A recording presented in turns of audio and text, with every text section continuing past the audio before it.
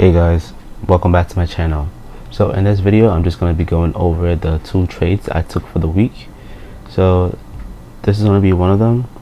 So this is just a simple break of resistance pretty much and trading with the trend. So this big push we had was pretty much on CPI. So CPI came out, it came in better than expected, but core CPI was a little bit higher. So at first the market was tanking, which to me actually didn't make any sense. But then after the day went on, the market started to go up and up.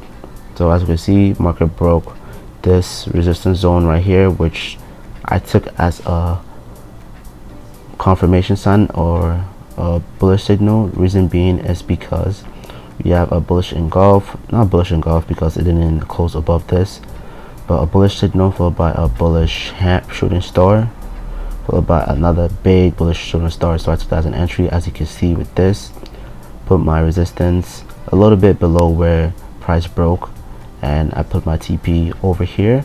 And as you can see, price obviously didn't hit my TP.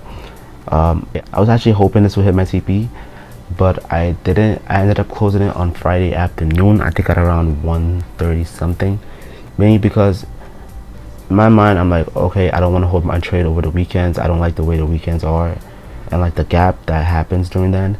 Also Friday, low liquidity. As the day goes on, you're pretty much gonna have less of a move because again it's Friday, there's not a lot of people in the market, it's the end of the week.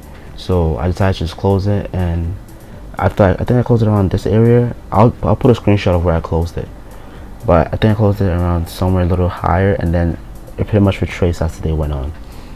And this trade actually ended up making me over 1%, which is really good because it moves me closer to my profit target goal, which is I believe 10%.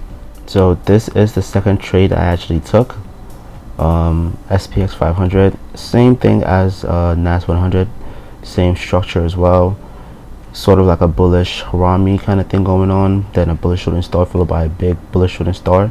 So that as an entry point, again put my resistance a little bit below where we broke, and then put my TP at the resistance level. And fortunately for me, this one did end up hitting my TP, so I didn't have to worry about closing it. This one actually hit my TP I think on Friday morning, I believe. No, it was at noon. So I remember at 10 a.m 11 I was worried that it might not hit it, so I wanted to close it. And honestly, going in for this week, those two trades, I wouldn't say I wasn't expecting them to do that well, because obviously every trade I put in I always wanted to do well, but in my mind I was like, okay, if I make at least $70 from both these trades, I'll be satisfied, because if I made $70, then that would have moved me on to 4%, because I was like I think at 3.9% at the time. So that 70 would just put me at 4%, so I would have taken that. But then I woke up on Friday morning, no. Then after I put in the trade, I think Thursday night, I was actually up a ton, so I was like, okay, let this trade run a bit. But I was also worried because on Fridays are iffy. Sometimes Fridays are good, sometimes Fridays are bad, so you never really know. But I had a feeling that, you know what, let this play out. I was up I think like 2 something, almost 300, so I was like, worst case scenario I'm aiming for 70 anyways, so once it gets to 70 I'll just close it. And we didn't actually pay dividends, because as you can see, price ended up going my way, made a lot more than my base or what I was aiming for, which is always good. So next, let's do a little forecasting and see what we have in store for next week. So first thing I do before I even look at what I'm going to trade is always check out news. What I'm using right now is the MyFX book app. I feel like it's more of a convenient for me because I don't want to have to go to internet or Safari or Google or whatever, type in the website, click on it, go to the economic calendars, and edit out low impact and medium impact news. The app just makes it a lot more convenient for me. Just click on the app, wait for it to load up, and everything's right there for me. So Monday, again, in my opinion, none of these are going to really affect the euro or the dollar to that much of an extent.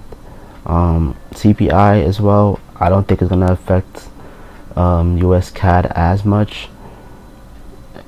I don't really think it's going to affect it that much from my experience anyways. You guys should do your own research and your own due diligence, because it could be different for you guys. So don't just blindly listen to anything I say in this channel. Always do your own research as well. So all these are not really going to do too much. Inflation rate for the pound, again, I don't think it's going to do much. The big thing I'm waiting for is actually going to be Wednesday, Federal Reserve decision. So CPI for euros, that's not going to be a thing. This one right here, these three news right here: federal interest rate decisions, FOMC economic projections, and Fed press conference. Those are the three big things that I'm going to be looking out for. So most likely, if I do enter a trade, it has to be on Sunday night, and I have to close it before this news comes out.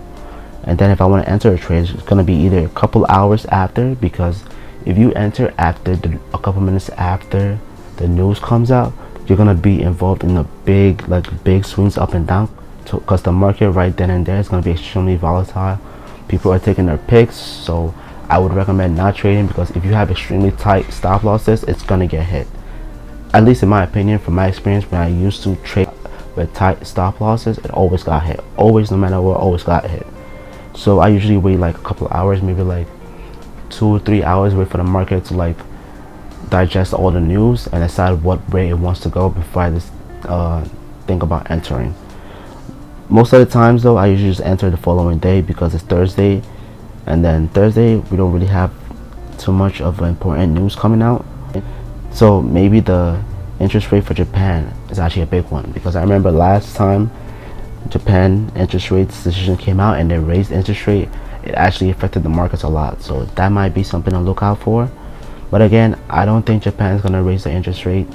Japan always has low interest rate. Their economy hasn't been doing well for the past like 30 something years. They've been in like stagflation for like years, so I don't think they're going to raise rates. But again, don't listen to what I'm saying. Oh, this is just my opinion. This is just a random guy just giving their opinion. So please do not trade or make a decision on what I'm saying. But yeah, I'm most likely going to just keep an eye on the Federal Reserve interest rate decision in the conference, because I feel like that's going to move the markets more. But the yen interest rate decision is also something you can look out for as well. So guys, that's going to be it for this video. Thank you for watching. If you like what you saw, leave a like, share it to a friend you think might be interested.